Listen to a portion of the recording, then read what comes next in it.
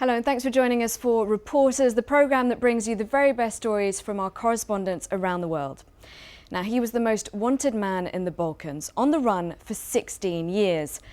But since Ratko Mladic was arrested and extradited, a chapter has closed in Serbian history, and many in the country want to move on.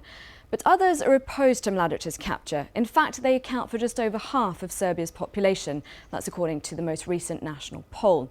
Throughout Serbia, people openly say they see Mladic as a hero and dismiss out of hand the heavy war crimes charges against him.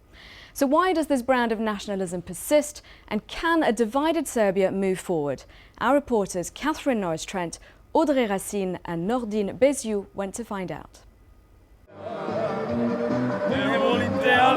Zato što si balija, srušio si miran san. Nosila te drina, stresna mučekedina, svaki dan. This is Serbia, real Serbia. And this is us hero. This is us hero, and this is us hero. And Mare.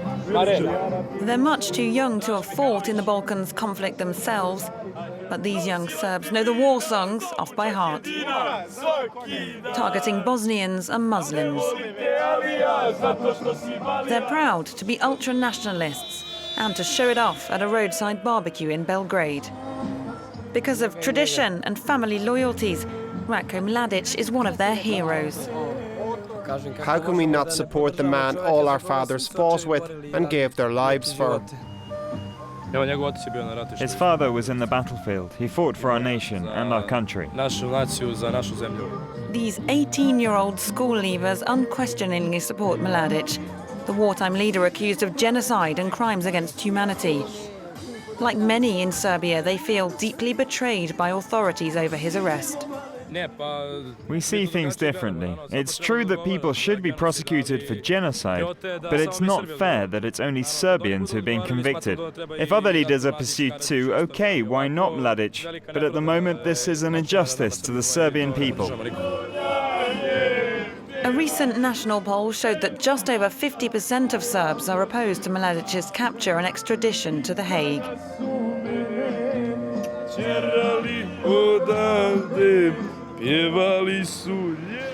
And nowhere is support for Mladic more entrenched than the village of Lazarevo, where he was finally tracked down after 16 years on the run.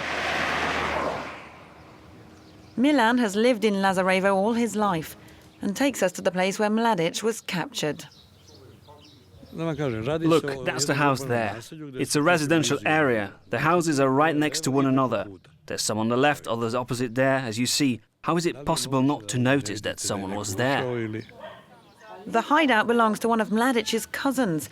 He has strong family and cultural ties to this village. Everyone here in Lazarevo would have concealed him, me included. Me above all. So no one was tempted by the €10 million reward. Of course I would be tempted, but I would never give him away. I wouldn't want my family to be marked out by that. I would never betray him for the money, €10 million. I would never burden my family with that. And it's impossible to find anyone in this community who feels differently, who wouldn't have protected Ratko Mladic from authorities. The owner of the local cafe has even written a poem expressing his love for Mladic. It's entitled The Arrest of a Hero. In Lazarevo, on road number 5, they spotted Ratko walking with his brother. And on Ratko's cap, the Serbian crown was shining. Straight away, they called in prosecutor Bruno. In Lazarevo, there's no mention, though, of the charges against Mladic, the war crimes of which he's accused. Perhaps the most notorious is the largest massacre in Europe since World War II, Srebrenica.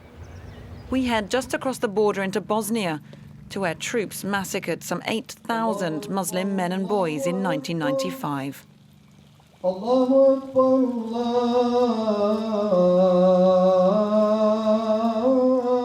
Crowds continue to flock to the huge memorial to pray and to mourn. Hermina lost 2 members of her immediate family in the massacre. My brother was taken away into the forest with my husband. And where were you? They brought us right here by bus. In fact, we were piled into an animal truck, just like animals. Hermina simply cannot understand how Mladic can be perceived as a hero. She remembers him clearly that fateful day. I was right next to Mladic with my aunt as well. He promised to save us. But he knew he was in a strong position with his army behind him in the forest. In the end, he killed them. I saw him take our men away. And yet, just down the road, in the heart of Srebrenica village, it's almost a parallel universe.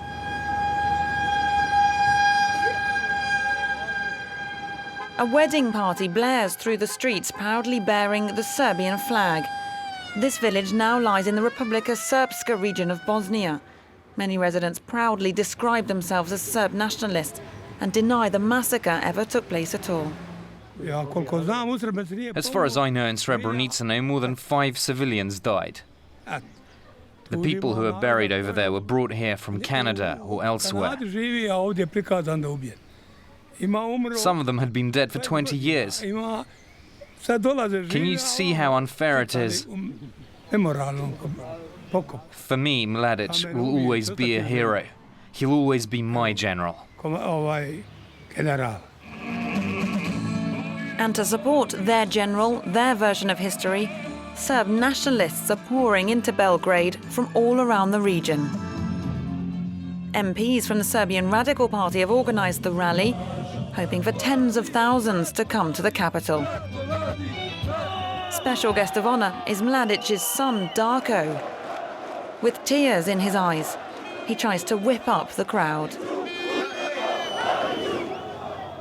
I'd like to thank you all.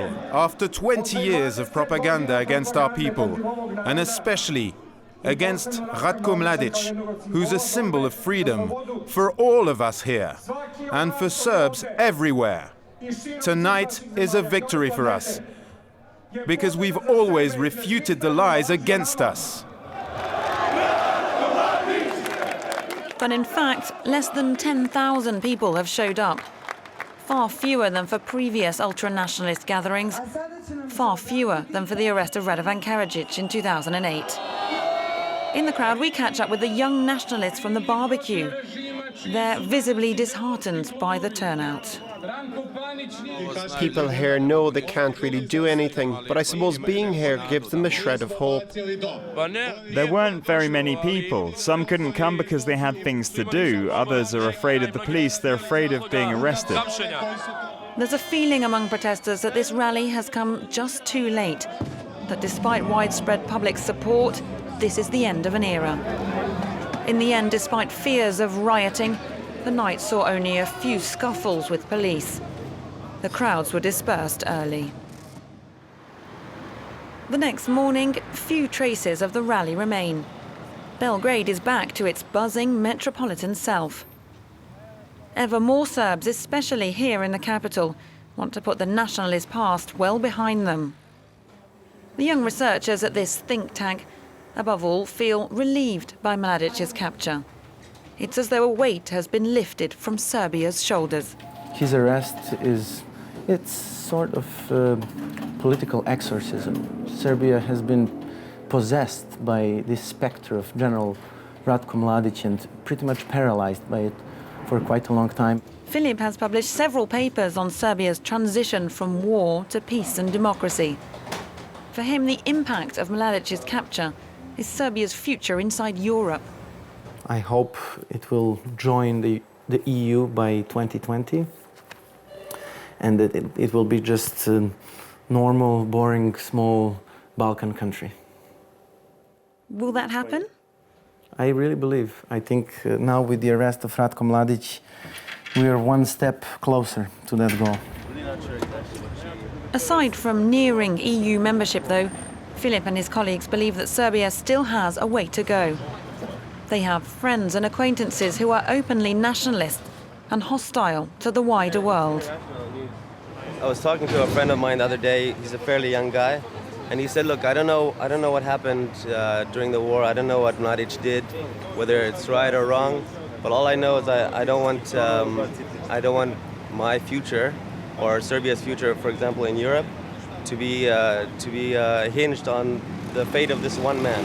This insistence on one person seems to be very trivial to them, and therefore they see it as an attack on themselves." I think there is a healthy debate going on in Serbia, but not on the fringes of political discussion. On the fringes you always have extremists who are not willing to discuss, they're just willing to preach. Bridging these deep divides is the big challenge for Serbia moving forwards. Economically, the country needs a boost and is moving towards the west. But the shadows of conflict continue to loom. For the moment at least, nationalism and the legacy of Ratko Mladic are proving difficult to erase.